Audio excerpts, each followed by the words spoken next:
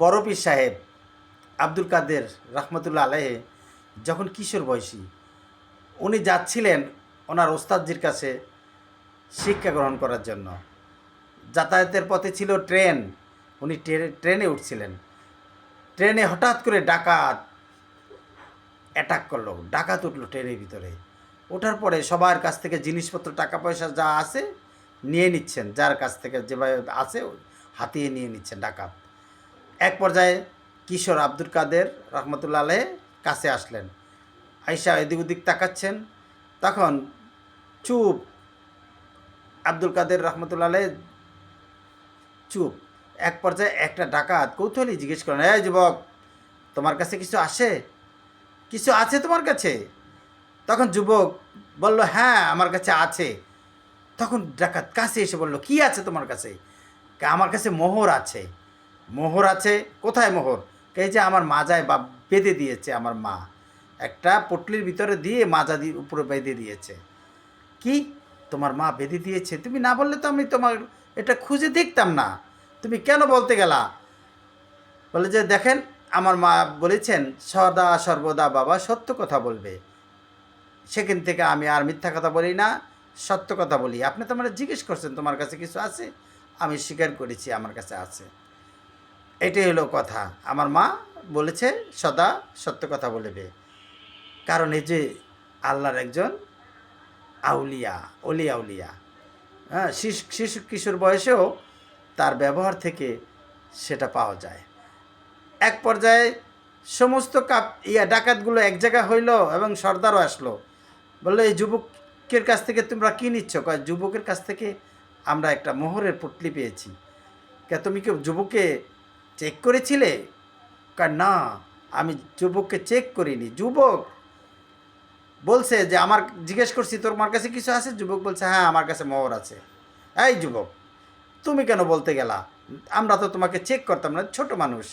যে না, আমার মা বলেছে সদা সর্বদা সত্য কথা বলবে, কারণ মিথ্যা বলবো না, এই জন্যই বলছি। কি, সদা সর্বদা সত্য কথা বলবে তোমার মা বলেছে, আর তুমি সেটা পালন করছো? অবশ্যই। তখন সব কাফেররা বসে পড়ল, এই কিশোরের সত্যবাদিতায় মুগ্ধ হয়ে বসে পড়ল। এক পর্যায়ে সবাই বলল, সব জিনিসপত্র নিচে ফেলে দিল। বললো, যাও, যার যার কাছ থেকে যেটা নিয়ে এসেছো সব ফেরত দিয়ে আসো। সবাই সবার কাছে সব জিনিস ফেরত দিয়ে আসলো।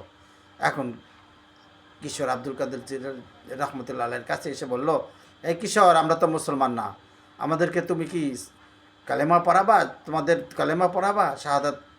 যে হ্যাঁ পড়াবো, তবে আপনাদেরকে আগে গোসল করতে হবে। আমি যেখানে যাচ্ছি চলেন, আপনারা গোসল করবেন, তারপরে আপনাদের কলেমা পড়াবো। তো গোসল করে তারপর ওনার কাছে কলেমা পড়ে নিলেন এবং বললেন যে আজকে থেকে তো আমরা তওবা করছি, আর ডাকাতি করব না, আর পাপ করব না, আল্লাহর ইবাদত করব আপনার সৃষ্টিকর্তার। তা আমাদের আল্লাহ মাফ করবে? যে অবশ্যই মাফ করবে, তবে আপনারা যার যার কাছ থেকে ইতিপূর্বে ডাকাতি করেছেন তাদের মালামাল সেভাবে ফেরত দিতে হবে। তখন বলে, এটা তো খুব খুব মুশকিল, কষ্টের কথা। যাই হোক, যতই কষ্ট হোক আমরা ঈমান এনেছি, কারণ তাদের যে আল্লাহ হেদায়েত দিয়েছে। তখন কি করলো, তাদের মধ্যে লিস্ট ছিল কোন বাড়ি থেকে কত টাকার মালামাল আনছে, কত সম্পদ আনছে, কারণ তারা ডাকাতি করতো চিঠি দিয়ে। সেই চিঠিতে উল্লেখ করা থাকতো কী কী জিনিস সেই বাড়ি থেকে এনেছে। সেভাবে লিস্ট অন করলো, আবার নতুন করে লিস্ট করে তার যার যার বাড়িতে সব মালামাল ফেরত দিয়ে আসলো। এক পর্যায়ে দেখা গেল এক বাড়িতে মালামাল দিতে গিয়ে মালামাল নেই, কারণ তারা তো ব্যবহার করেছে, খেয়েছে। তখন বলে, এখন কি করি, এখন কি করি? তখন সেই বাড়িতে গেল, গিয়ে বলল, দেখেন আপনার বাড়িতে আমি আসছি। হ্যাঁ, আপনি তো অমুক ডাকাত, আপনার মালামাল তো দিয়ে দিয়েছি আমরা, আবার এসেছেন কেন? এখন তো আপনাদের তারিখ না। বলে, দেখেন আমি আবার ডাকাতি করতে আসিনি, আসছি একটা কথা বলতে। বলেন।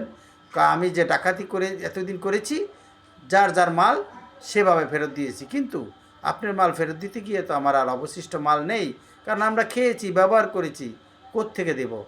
আর তো মাল নেই। তো মাল নেই, ঠিক আছে, আর আমাদেরকে আমার দিতে হবে না, আপনি ডাকাতি বন্ধ করছেন, ভালো হয়ে গেছেন, এটাই যথেষ্ট। বলে, না, আপনার মাল ফেরত না দিলে তো আমাকে আমার সৃষ্টিকর্তা মাফ করবে না। একজন একজন বুজুর্গের কথা।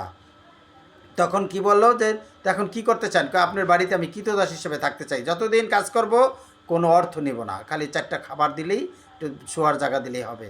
বিনিময়ে আপনি যতদিন কাজ করলে আপনার যে পাওনা শোধ হবে ততদিন পর্যন্ত আমি আপনার এখানে কৃতদাস হিসেবে কাজ করব।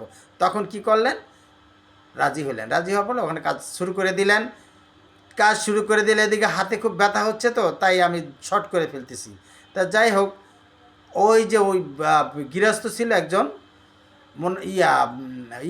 ইহুদিরা জানতো যে মুসলমান যখন মমিন হয়ে যায়, হিদায়ত করে, তখন তার যে মাটি ধরে মাটি শূন্য হয়ে যায়।